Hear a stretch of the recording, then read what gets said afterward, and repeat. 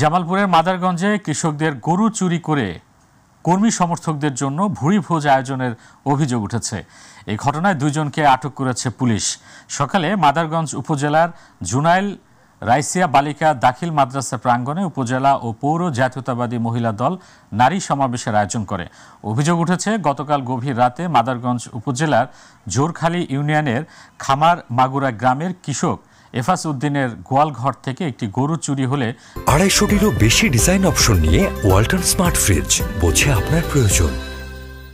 তিনি গরুর খোঁজ করতে থাকেন। এক পর্যায়ে আজ ভোরে পার্শ্ববর্তী দক্ষিণ কয়রা গ্রামে বিএনপি নেতা মাহমুদুল হাসান মুক্তার বাড়িতে চুরি হওয়া গরুর জবাইয়ের বিষয়টি নিশ্চিত হলে প্রতিবেশী ও স্থানীয়দের সহায়তায় গরুর চামড়া সহ কসাইকে হাতে নাতে ধরে ফেলে কৃষক এফাস উদ্দিন।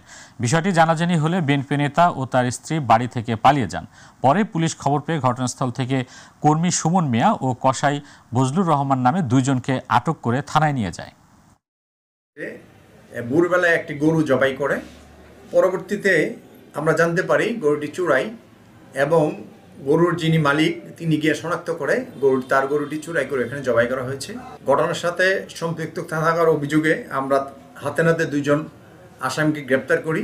অন্যান্য যারা আসামি ছিল এই ঘটনার সাথে সম্পৃক্ত তারা পালিয়ে যায়। এ ব্যাপারে বাদী ইতিমধ্যে থানায় এসছে, ওনার কাছ থেকে অভিযোগ নিয়ে আমরা নিয়মিত মামলা রুজু করব।